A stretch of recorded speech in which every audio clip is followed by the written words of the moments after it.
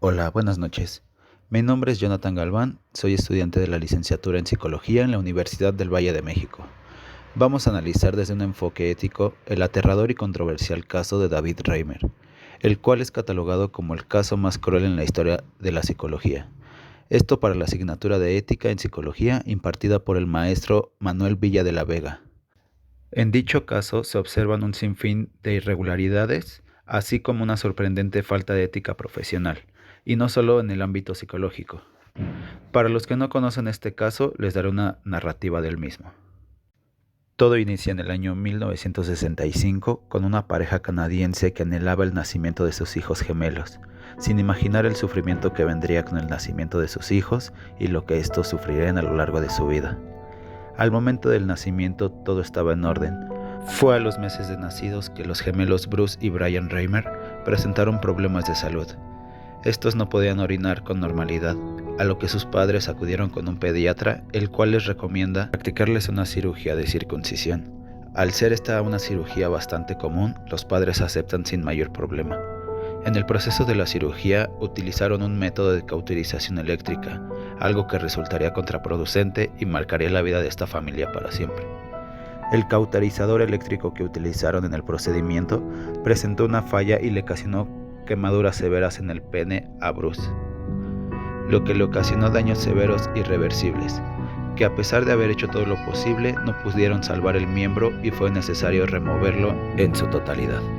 Ante esta situación, los padres acudieron a múltiples especialistas, buscando una reconstrucción del miembro, cosa que fue imposible, ya que en esa época las cirugías de cambio de sexo o reconstrucción de miembros eran poco comunes y no se tenía un gran avance en la medicina y en la tecnología para hacerlo adecuadamente, como lo es en estos tiempos. Tras una extensa búsqueda de una solución médica para el infortunio de su hijo Bruce, llegaron al Dr. John Money, el cual era un reconocido psicólogo especialista en sexología. Este había planteado distintas teorías con respecto al tema. El Dr. Money, además de contar con una fama debido a su arduo trabajo profesional, gozaba de un egocentrismo muy elevado, el cual terminó por nublar su juicio. Una de las teorías que planteó, y la que arruinó la vida de esta familia desesperada que buscaba una solución para su hijo, es que todos nacemos con un género neutral. Son factores externos como la educación y nuestro entorno lo que va moldeando y definiendo nuestra sexualidad, así como nuestro género. Gracias a esta teoría, el Dr. Money convenció a los padres de que podrían criar a su hijo como una niña, esto a falta de un miembro que lo definiera como hombre. A la edad de 2 años, a Bruce le retiran los testículos para iniciar con el procedimiento del Dr. Money. Posterior a esto, le cambian el nombre y pasa de ser Bruce Reimer a Brenda Reimer, acordando con el Dr. Money que Brenda nunca debía enterarse que había nacido como niño. Ante la desesperación y la necesidad de una solución para darle una vida digna a su hijo, no pensaron en repercusiones a futuro que su hijo podría sufrir. Ante esto, el Dr. Money vio una oportunidad enorme de comprobar su teoría, pues había encontrado los objetos de prueba perfectos, infringiendo así uno de los principios esenciales de los códigos de ética profesional, como lo es el de la beneficencia. En lugar de buscar el bienestar de su paciente, solo buscaba su beneficio. Cegado por su ambición y sin ver lo que le estaba causando a los niños, el Dr. Money hizo público que los resultados de su experimento habían sido bastante favorables y había tenido éxito al comprobar su teoría con respecto a que la sexualidad y el género no se adquirían al momento del nacimiento y que estos se podían condicionar, pero esto no podía estar más alejado de la realidad. Con el paso de los años, Brenda no encajaba en la sociedad. Su apariencia y comportamiento no eran los de una niña común. A pesar de los esfuerzos de su madre, que trataba de enseñarle a maquillarse, a caminar como una niña, incluso a vestirse como una dama, esto no tenía resultados y se le notaba una diferencia abismal en el cuerpo y comportamiento de Brenda en comparación con otras niñas de su edad. Esto le causó un gran conflicto, pues al llegar a la adolescencia, los cambios físicos eran evidentes. No tenía el cuerpo de una niña común, a pesar de tomar estrógenos indicados por el Dr. Money, por lo que se convirtió en víctima de bullying, lo que le ocasionó una terrible depresión. A esto se le sumaban las terapias retorcidas del Dr. Money, que con el paso del tiempo salieron a la luz las prácticas que forzaba a realizar a los gemelos. Money los hacía ver imágenes pornográficas e incluso los hacía desvestirse para que realizaran posiciones sexuales entre hermano y hermana. Esto supuestamente para redirigir su sexualidad. Evidentemente esto les generaba un disgusto a los hermanos y una gran frustración. algo que los marcaría de por vida. El Dr. Money negó rotundamente haber realizado este tipo de prácticas. En 1980, a la edad de 13 años, cansada de tantos abusos y de la situación que vivía, Brenda decide no volver a tomar sus medicamentos hormonales. Incluso amenazó a sus padres con suicidarse si la hacían regresar a las terapias con el Dr. Money. Esto le causó una gran conmoción a los padres, por lo que decidieron contarle la verdad a Brenda. Cuando ésta supo la verdad, decidió abandonar todo el proceso de adaptación y decide cambiarse de sexo nuevamente, iniciando una nueva vida en la que pasaría a llamarse David Reimer. Inició un tratamiento de testosterona y gracias a los avances de la medicina pudo someterse a una reconstrucción de pene, llevando una vida común.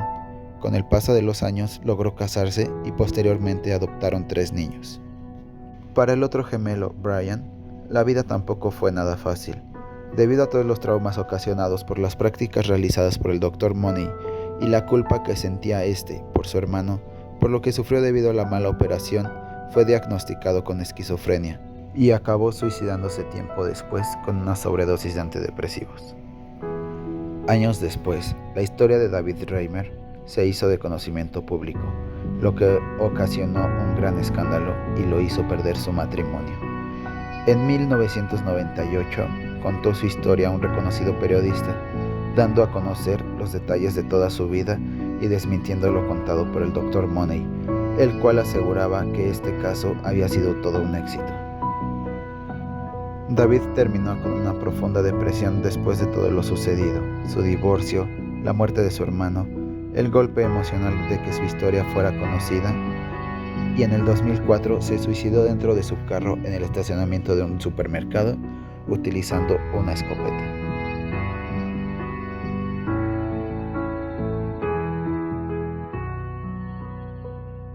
Aquí se presenta el familiograma de la familia Reimer, el cual está encabezado por Ron y Janet Reimer, los cuales en 1965 tienen a sus hijos gemelos Bruce y Brian Reimer. Se presenta a Bruce Reimer como un cuadro doble, lo cual indica que es el paciente a tratar. Bruce en 1990 forma un matrimonio con Jane. Posteriormente adoptan a 3 niños, los cuales están simbolizados con un cuadro azul cada uno, unidos a la unión de Bruce y Jane con una línea punteada, lo cual indica la adopción. Bruce y Jane se divorcian en 2004, lo cual está simbolizado con una línea diagonal doble.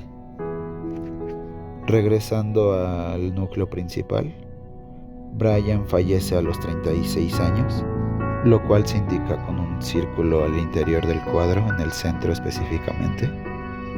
De igual manera está señalizado en el caso de Bruce, con una X y un círculo al interior del cuadro, lo que indica que falleció a la edad de 38 años.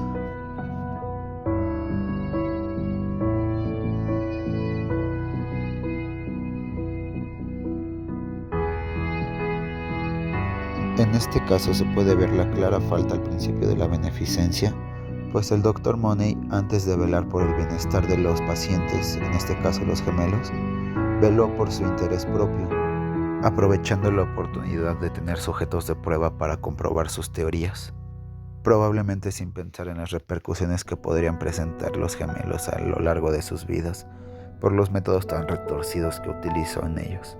También se puede observar una falta al principio de la no maleficencia al no considerar el daño que le estaba causando a los gemelos al aplicar sus métodos y técnicas retorcidas, probablemente cegado por su ambición y sus ganas de ser reconocido profesionalmente, lo llevó a causarle daños irreversibles a estos gemelos.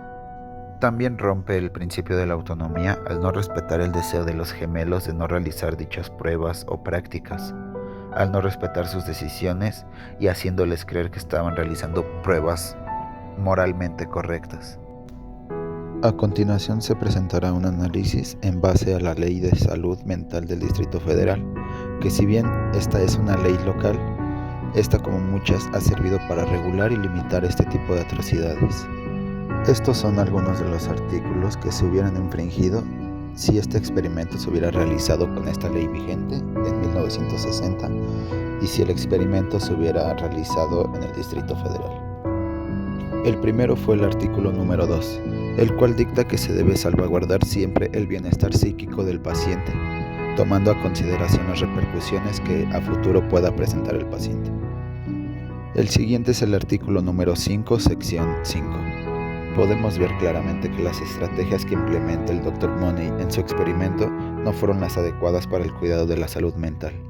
Este artículo menciona el derecho que tenemos a un bienestar psicológico y un trato digno. El Dr. Money no realiza un diagnóstico adecuado al paciente, solo vio la oportunidad de un sujeto de prueba para poder experimentar y comprobar su teoría, arrebatando todos estos derechos a David. De igual manera, en el artículo 5, sección 25, dicta que el fin de este artículo es mejorar la calidad de vida para que la persona pueda actuar positivamente y de manera independiente. Evidentemente, el Dr. Money no buscaba seguir este principio. Otro artículo que se infringe es el artículo 6, específicamente en la sección 2, pues la toma de decisiones que tuvo el Dr. John Money respecto a este caso fue cruel y maleficiente, rompiendo ampliamente el principio de la no maleficencia, así como el artículo 6, sección 6, pues el Dr. Money le informa vagamente a los padres del procedimiento que utilizaría con sus hijos. Se aprovecha de la ignorancia de los padres con respecto al tema y de la vulnerabilidad de los gemelos. También el artículo 11, pues evidentemente no autorreportaría las repercusiones de sus actos, pues estaba cegado por su ambición, por esto consideraba que los procedimientos utilizados eran los adecuados.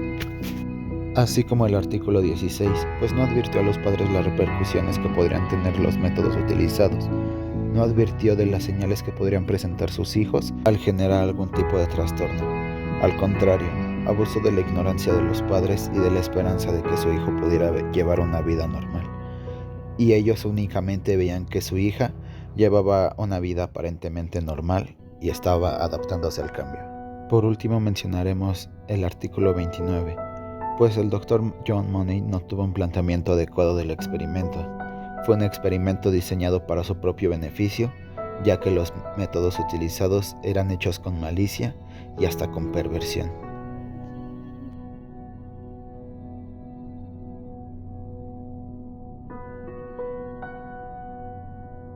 Tras analizar este caso, que desde cualquier perspectiva es considerado algo vil por el daño irreparable ocasionado a los gemelos, iniciando por la mala praxis de parte del médico en la circuncisión, hasta los métodos retorcidos aplicados por parte del Dr. Money. Este último abusa de la confianza depositada por parte de Ronald y Janet, los padres de los gemelos, pues como ya mencionamos, aprovecha de la falta de conocimiento y de la esperanza de que sus hijos, en especial Bruce, tuvieran una vida normal, convirtiéndose así en uno de los casos psicológicos más tristes y crueles en la historia.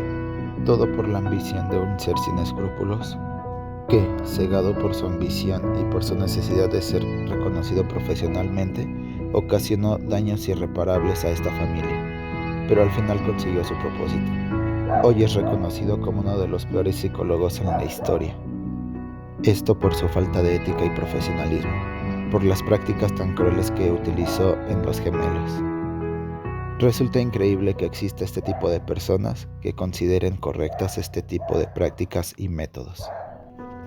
Ante todo esto se puede ver lo fundamental que es la implementación de códigos profesionales, no solo en el ámbito psicológico, sino en todas las áreas profesionales, así como instituciones u organizaciones que, apegados a los códigos éticos de cada ámbito, se encarguen de regular todo tipo de actividades y se les dé un seguimiento adecuado desde la primer falta o incidencia cometida.